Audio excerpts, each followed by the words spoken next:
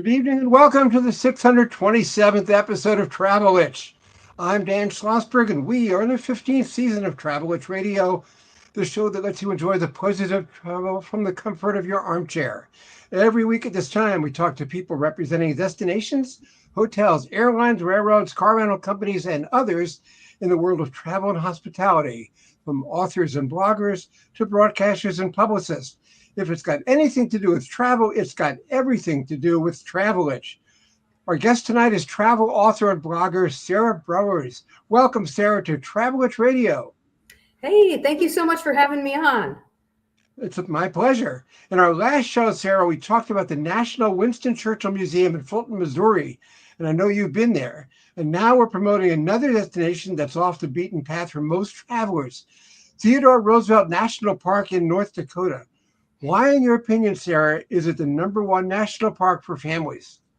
I love Theodore Roosevelt National Park. I love it because it has, here's what it doesn't have. It doesn't have the waterfalls and big mountains, but it has bison and buttes and the Badlands of North Dakota, wild horses, and kids of all ages can see it all. And you're going to think this is crazy. I have driven through Yellowstone National Park and been skunked and not seen a bison. People think that's crazy, but I have never been skunked in Theodore Roosevelt National Park. One of the most treasured parks in the country. It's just great for families because it's not crowded. I'd like to think that it's crowded because I'm telling all of you about it, but it's not crowded and one of the best places in the country. I love it there. And let's mention the museum or library that's going to be opening July 4th, I think you said. Yes, the Theodore Roosevelt Presidential Library opens July 4th of 2026 in Medora, North Dakota. And a lot of people are surprised. Did you know Teddy Roosevelt didn't have a presidential library? I mean, I think it's really pretty cool. So I was there actually a year ago in April of 2025. I was there and took a tour of the museum the library while it was under construction. And I was there just 2 months ago. Yes, I was in North Dakota in January. I may be an Iowan, but I was in North Dakota in January. And let me give you this tip.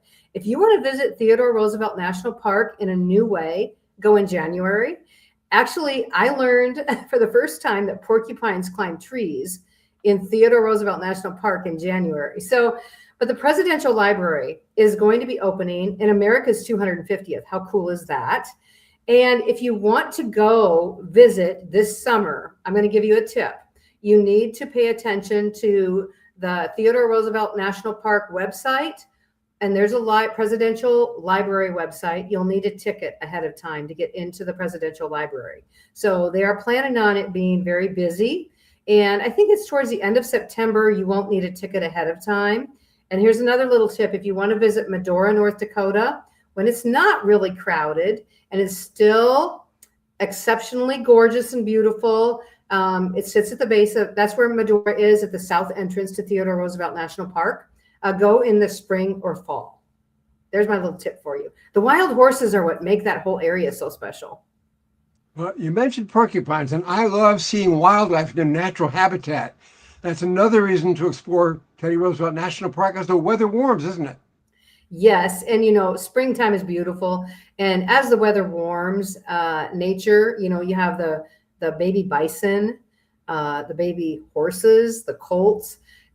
Nature is really special in different times of the year, but spring and the wildflowers, they start popping out. And it's an incredible time of year to visit any national park. I love the recent TV series Elkhorn, named after the ranch Roosevelt founded during his 1880s stay in North Dakota. Is it still there? So Elkhorn Ranch is still there. Fun fact, they just actually had the actors from that show were in Medora. I believe it was in fall of 2025. They did a big party there for them. Elkhorn Ranch is still there. And it was, I think, 3 years ago, I went back to it. It's about 40 miles northwest of Theodore Roosevelt National Park in Medora. I suggest checking with the local folks before you drive there, because it's not a 2-lane paved highway the whole way. It's gravel and potentially a mud road in places. So check with the locals. But the actual ranch itself is not there, but you can stand and you can see the base of where the ranch and the house were. So you can actually see all of that, the base of the actual ranch. It's right along the river there where Teddy spent a lot of time. Okay. Tell me about the buffalo and the parking lot at the Painted Canyon Visitor Center on I-94. I always tell people to stop at the Painted Canyon Visitor Center. Now, if you are going in the winter, they do close it. But if it's open during season, stop there because there's a good chance you're going to run into some bison. The bison roam through the park there. Now, here's the other catch. People like to say they've been in Theodore Roosevelt National Park. When you travel I-94 across North Dakota, it does say you are in Theodore Roosevelt National Park. And when you are technically in that rest area, Welcome Center, Painted Canyon, there's a sign there, Theodore Roosevelt National Park. You don't have to pay to enter there. You are in the park. But you really haven't been in the park, have you? No. You need to go into Medora, where the south unit is, or the north unit, which is up by Watford City, about 45 minutes to the north. But the Painted Canyon is extraordinarily beautiful. It gives you a great view of the North Dakota Badlands and also the bison. And if you're lucky, the bison, they march right through the parking lot. I mean, right by your car. You want to pay attention when you get out to go use the restroom or visit the Welcome Center there. And the wild horses, I have not seen many wild horses there over the years, but they are there occasionally. There's a better chance you'll see a bison there. And having been in Custer State Park in South Dakota, I know that the buffalo, also known as bison, look lethargic, but they really aren't. And you shouldn't get too close to them, should you? No, you should keep a distance from them. I've seen about everything and anything in regards to people disregarding wildlife in national parks. Just stay in your car, stay a little bit away. And I was with my grandson in Theodore Roosevelt National Park a couple of years ago, and we were out looking at the bison like everybody else in this parking lot. And I said, these bison are getting a little too close. They were coming towards us, literally marching towards us. We got in our car, and a lot of people didn't, and they had to do a lot of scurrying. And my grandson says, let's go. And I said, we can't go. And he looks in the back window. He's like, oh my gosh, Grandma, they're all here. They're surrounding the car. He said, you were right. Well, Sarah, I am fascinated by the term Badlands. I know they're located in several states, including both Dakotas and Montana. Tell us about your experiences there. Yeah, so Badlands National Park is in South Dakota. And Badlands National Park in South Dakota, there's another tip. Winter is absolutely gorgeous there too. A lot of people don't go visit there in the winter, but it gets very hot in the summer. So if you're going to go off of the trails, out of your car or outside, you want to make sure you have water with you everywhere you go in the Badlands in South Dakota or North Dakota. Badlands in South Dakota are a little more, I don't know, they're taller. It's an area of the country. It's really unique. The Badlands in South Dakota is all pretty much in one spot, whereas the Badlands in North Dakota is spread out all along that western side of North Dakota. So you can travel that whole western edge of North Dakota and you're going to be in the Badlands of North Dakota. So Theodore Roosevelt National Park, North Unit and South Unit are in the Badlands of North Dakota. It's just a beautiful area of the country. Here's a fun fact. The Presidential Library in Medora for Theodore Roosevelt has a lot of windows that will overlook the Badlands of North Dakota. And I also want to share this with you. It was about 7 or 8 years ago, the folks started gathering wildflower seeds because they knew that the Presidential Library was going to be coming somewhere in the United States. So the roof on top of the Presidential Library in Medora is going to be wildflowers and natural grasses of North Dakota. I think that's really fascinating. We're talking travel with Iowa-based author and blogger Sarah Browers, and there is a beautiful picture. Where was that taken? That's in Bismarck, North Dakota. That is an art alley. That is the first alley of street art that was in the country. Did you know that? No, I did not. Yeah, and here's the thing with street art and murals. A lot of times communities get all excited and want to put these murals in their community. But I'm going to give you a tip if you're listening and you're wanting to put one of these in your community. Make sure the author, the painter, and the artist, you all have a plan moving forward because they need to be repainted at some time down the road. But I love this one. This here is just gorgeous. It's got the state of North Dakota and the bison in it. Oh, that's right. That's right. Well, you're also a big booster of Alabama beaches. Who knew Alabama even had beaches? Yet you think you're the best in the lower 48, a statement I might argue with since the Jersey Shore in my home state is so cool that Bobby Rydell wrote Wildwood Days about it. I tell you, I love Alabama. The beaches, 32 miles of pristine beaches. fine sugar sand. And I don't say that lightly. I literally came off of a press trip in Grand Turk one year and went to Alabama, and the beaches in Alabama were nicer than what I'd experienced in Grand Turk. So I'm just telling you, in the US, you can be in, it's almost like Caribbean-like in a place. We don't need a passport. It's right here in the US, in our lower 48, some amazing, incredible things. Alabama beaches, and Orange Beach and Gulf Shores, there are festivals going on all the time. And I'm going to tell you, if you like oysters, there's an oyster festival that actually what is the end of February every year. It's out at the Beach Club Resort and Spa. And that oyster festival, hands down, you need to plan to go there and enjoy it. Enjoy it all. Foodie scene, if you love bread pudding like I do, best bread pudding in the country in Orange Beach and Gulf Shores, Alabama. That's another reason to visit. And we cannot overlook your native Iowa. And in fact, here's a picture. Where was this taken? Yeah, that is the Prairie Line Bike Trail, which is a new bike trail in northern Iowa. It's actually about 5 miles from my house.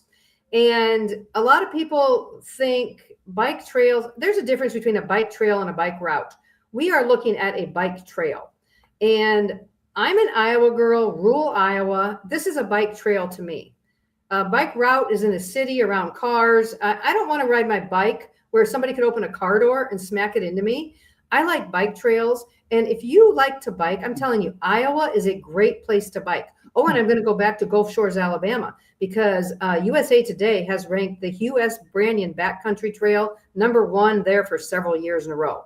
Great bike trail. But Iowa, that Prairie Land Trail is new, and the High Trestle Trail is an incredible bike trail across the middle of the state.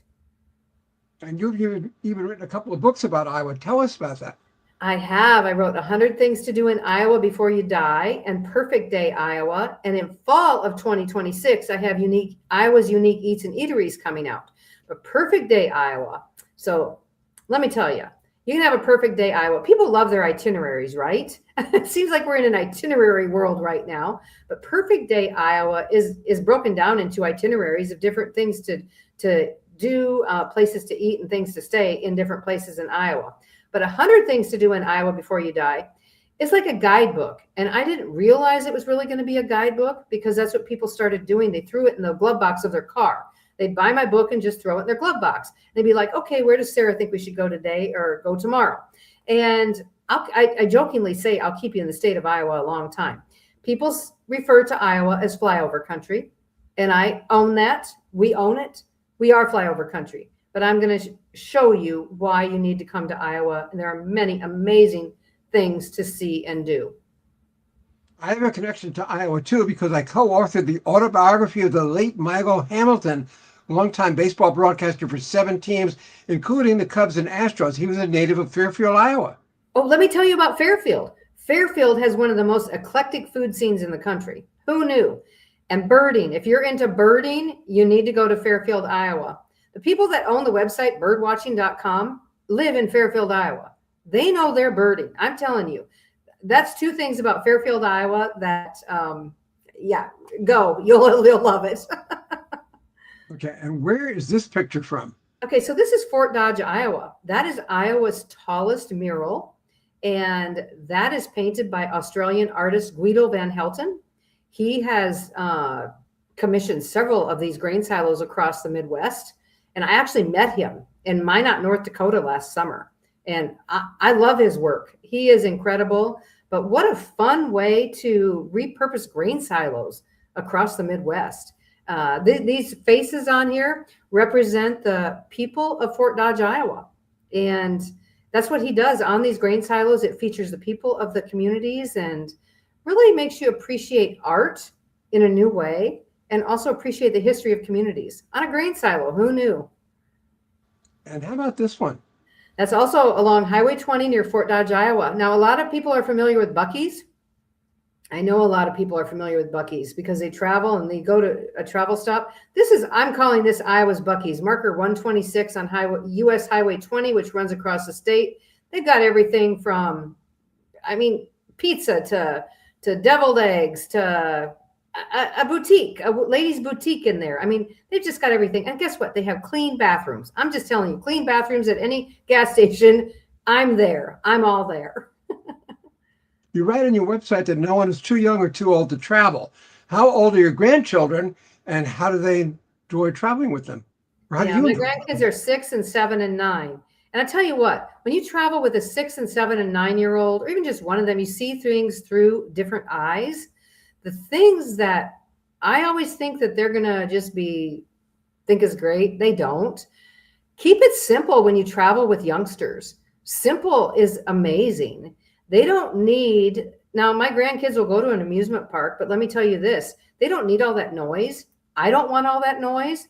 And I love nature, and my grandkids love nature. And I'm finding that my grandkids talk more about the trips that they've taken with us that are in the quiet, natural spaces.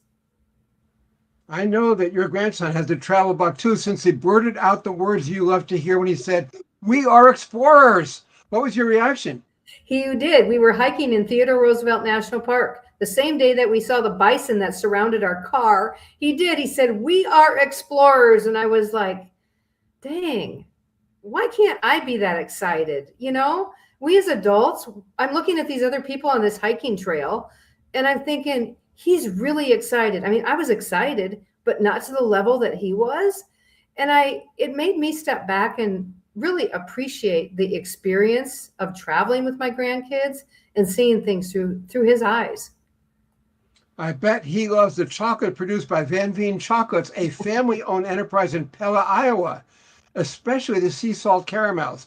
And who knew that little town also has a big-time tulip festival? Isn't it right around the corner? They do. It's the first part of May, but Mother Nature determines that every year. So any community across the country that has a tulip festival, pay attention to their website and social media so you get in on it at the right time. I want to tell our viewers you're listening to Travelwitch Radio with Dan Schlossberg. Find the archive show on YouTube, LinkedIn, WhatsApp, X, and Facebook. And we're talking travel with Iowa-based author and blogger Sarah Browers. While we're on the subject of Iowa, everyone knows that WHO in Des Moines was the station that introduced the world to Dutch Reagan when he broadcast Cubs games in the 30s. But who knew about the architecture of Mason City, the Iowa Great Lakes, or the Norwegian heritage of Decorah? Thanks to you, they do. Please share. Oh, so let me tell you, Mason City. So Mason City is home to the historic Park Inn Hotel. It is the last known hotel designed in the world. Wrap your head around that. Last known Frank Lloyd Wright hotel designed in the world that you can stay in. And a town of 27,000 people, I think that's pretty incredible. Mason City has an incredible art scene, and they have embraced Frank Lloyd Wright. You can walk through the town and see other homes that he designed, and it's just magical. Let me tell you about Clear Lake, 7 miles to the west of Mason City. You can go to the legendary Surf Ballroom where Buddy Holly played his last concert. You can drive 5 miles north of town and drive out to the Buddy Holly crash site. And I'm going to give you a tip for visiting that crash site. So a lot of people say, Sarah, I can't walk a quarter of a mile back to the actual crash site. Go anyway. The wow moment is when you pull up to the trail that goes back to the crash site through a cornfield, is the black iconic glasses that sit there at the edge of the road. That is the wow moment. So don't let that stop you, that you can't walk that quarter of a mile back to the actual crash site. And Clear Lake is also a great lake town. A lot of lake activities. 4th of July, I'm going to say it right now, hands down the best in the country. Nostalgia and traditional 4th of July. They've had this Evans Carnival has been there many, many years. I'm talking dozens of years. One family brings their carnival to town, and people, the music, everything just on the lake, magical. 4th of July in Clear Lake, Iowa. And which leads us to Okoboji. It is the Great Lakes of Iowa. You have several lakes in one place in far northwest Iowa. If you like lakes and boating, there's your place there as well, Okoboji, Iowa. And I'm glad you mentioned Cornfield, because the Field of Dreams game is back on the baseball schedule this year in Dubuque, Iowa. Have you been there? It's actually in Dyersville, which is about 30 miles west of Dubuque. Yes, I've been there. I've been there several times. Right. And it is a magical place. If you can go to the Field of Dreams, go. Take your ball glove with you and take a ball and throw a ball on the ball diamond there. Watch the movie. Have you been to the Field of Dreams? Yes, I have. In Dyersville. Yeah, yes. Yeah. It's a magical And you're place. in Dyersville. I was on a baseball team cruise that actually stopped in Dubuque, and we took a bus to Dyersville. So you're absolutely Yeah, right. yeah, magical. Is that included in your book, Perfect Day, Iowa? It is. It is. Now, how can Field of Dreams is just amazing. And Dyersville, a perfect day in Dyersville. I mean, who can't have a perfect day in Dyersville, Iowa? Doesn't your book detail dozens of ways travelers can be both entertained and educated in your state? Yeah, a lot of different ways. You know, I think the one thing you want to do if you want to be entertained, one thing that's overlooked in a lot of places is museums in general. And a lot of people think museums are, some people think they're overrated, underrated, whatever. The Cedar Rapids Art Museum, I'm going to give a shout out to that because you can tour Grant Wood's studio, American Gothic House, Grant Wood from Iowa. You can't go wrong there. I mean, just an incredible opportunity to learn some new things. Where are you from in Iowa, and where do you live now? So I'm from Mason City. I live on a farm south of Mason City, and I live there now. I married the neighbor boy 39 years ago. I'm an Iowa farm girl. He's an Iowa farm boy. We grew up 1.5 miles from each other, and Iowa is my home state. It's where I live today. We've featured historic Route 66 on several different shows. Doesn't that road run right through Iowa? Route 66 does not run through Iowa. Oh. It does not. It is in Illinois. Okay. As co-founder of the North American Travel Journalists Association in 1991, I would like to know how, when, why, and where you and Lisa Trudell co-founded the Midwest Travel Network. Yeah, that 2015 Midwest Travel Network came around, and what we do is we connect destinations and attractions actually all across the country with content creators that can help them tell their story. And I saw that a lot of smaller Midwest destinations specifically were not at the bigger travel conferences that I was attending.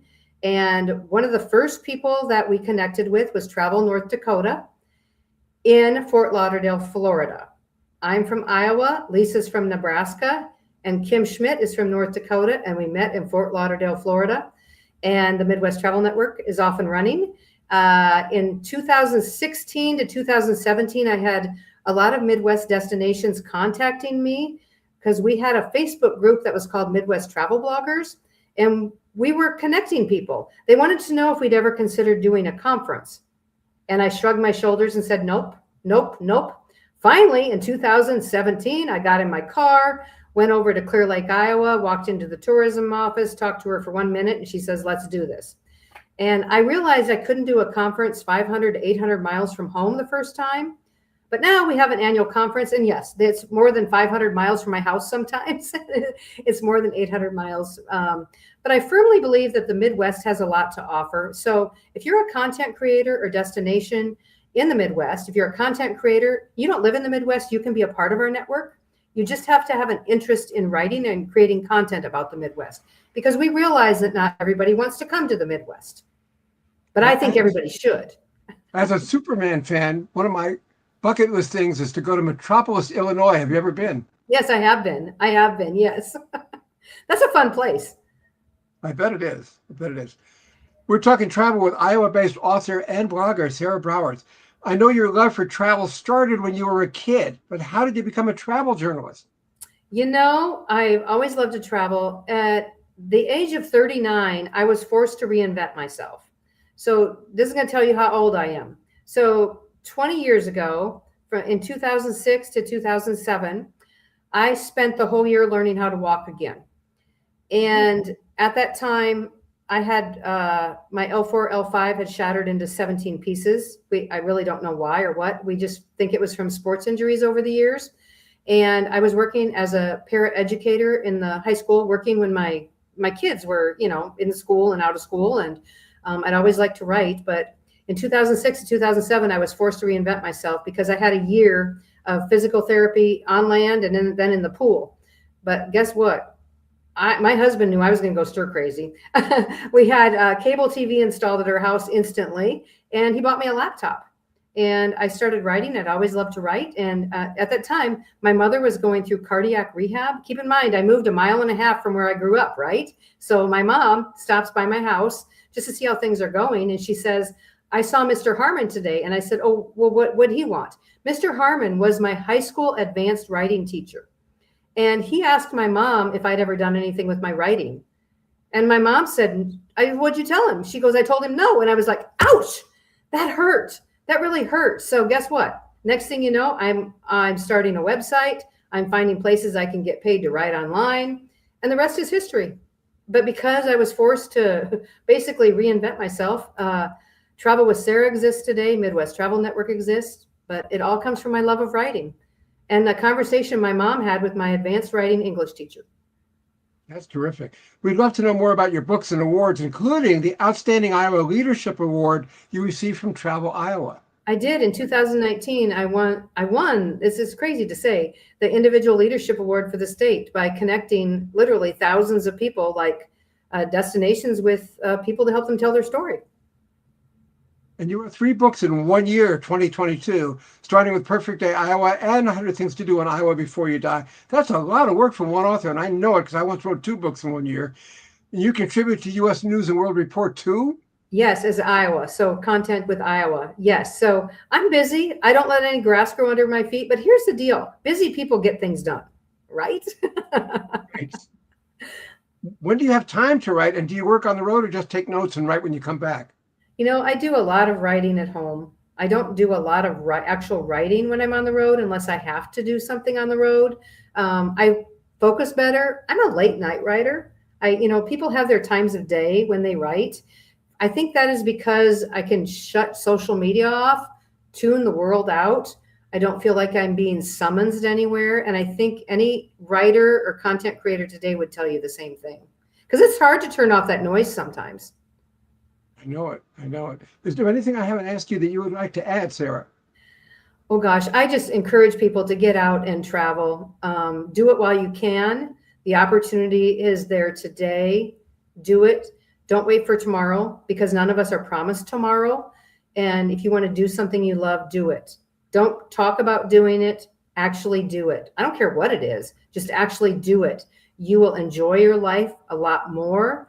You will. And be grateful. Be grateful for the things around you, the people around you, and travel with people you want to travel with. There's an old saying that people do business with people they like. So why not travel with the people you like? I just can't stress it to you enough. Life is too short. Get out and travel and experience it. There's so much to see. And a passport is great. But in our lower 48, we have amazing, incredible things to do. And you got Hawaii and Alaska, the U.S., just in our country alone, just incredible experiences. And here's the other thing. You can read online, but find somebody that you trust. I'd like to think you trust Travel with Sarah, but find somebody you trust online, because we're in a new time with AI and different things right now.